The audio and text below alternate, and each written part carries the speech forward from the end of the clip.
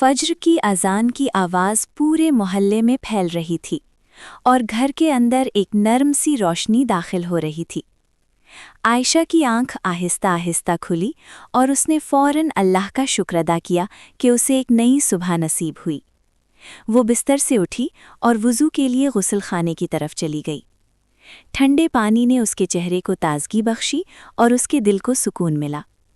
नमाज अदा करने के बाद उसने लंबी दुआ की और अपने घर वालों के लिए खैर मांगी। नमाज के बाद उसने खिड़की खोली तो ठंडी हवा का झोंका कमरे में दाखिल हुआ। बाहर आसमान हल्के नारंगी रंग में ढल रहा था और सूरज तुलू होने को था। आयशा मुस्कुरा दी और दिन के आगाज़ के लिए खुद को तैयार करने लगी। दूसरी तरफ अहमद अभी गहरी नींद में था और उसका कमरा खामोश था। आयशा आहिस्ता से उसके कमरे में गई और नरमी से उसे आवाज़ दी। अहमद ने करवट बदली और आंखें मलते हुए उठ बैठा। वो मुस्कुराते हुए बोला कि आज वो देर नहीं करेगा।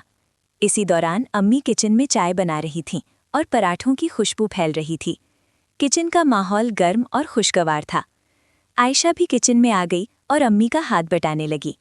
अम्मी ने शफकत से उसे देखा और दुआ दी। अहमद ने मेज़ पर प्लेटें और कप सलीके से रखे। सब नाश्ता करने के लिए एक साथ बैठ गए। अम्मी ने कहा कि दिन का आगाज़ शुक्र और मेहनत से करना चाहिए। सब ने खामोशी से सर हिलाया और बात दिल में बिठा ली। नाश्ता ख़त्म होने के बाद अहमद कॉलेज जाने की तैयारी करने लगा।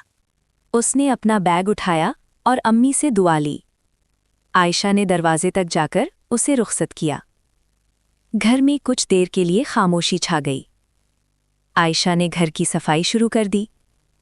उसने कमरों को तरतीब दिया और खिड़कियां खोल दीं। धूप अंदर आई तो घर रोशन हो गया। अम्मी ने कपड़े तह किए और अलमारी में रखे। दोनों माँ बेटी काम के दौरान हल्की हल्की बातें करती रहीं। दोपहर होने तक घर का सारा काम मुकम्मल हो चुका था। अम्मी ने सादा सा दोपहर का खाना तैयार करना शुरू किया।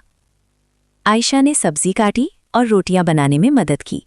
खाने की खुशबू ने घर का माहौल मज़ीद खुशगवार बना दिया। दोनों ने मिलकर दस्तरख्वान बिछाया।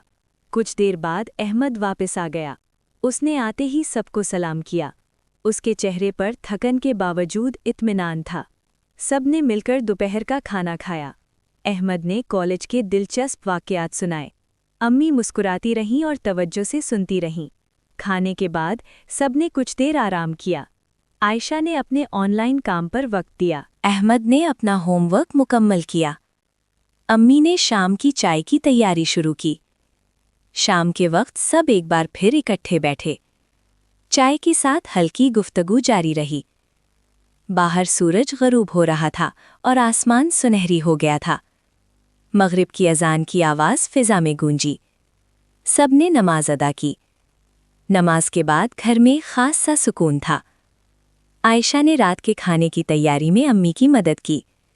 अहमद ने मेज़ दोबारा तरतीब दी। रात का खाना सादा मगर मोहब्बत से भरा हुआ था। सब ने मिलकर खाना खाया और दिन की बातें की। आपको हमारी आज की कहानी कैसी लगी? मुझे कमेंट्स में ज़रूर बताना और मेरे चैनल को लाज़मी सब्सक्राइब करें। अम्मी ने नसीहत की कि ज़िंदगी में नज़्म-ओ-ज़ब्त ज़रूरी है। अहमद ने सर झुकाकर बात को कबूल किया।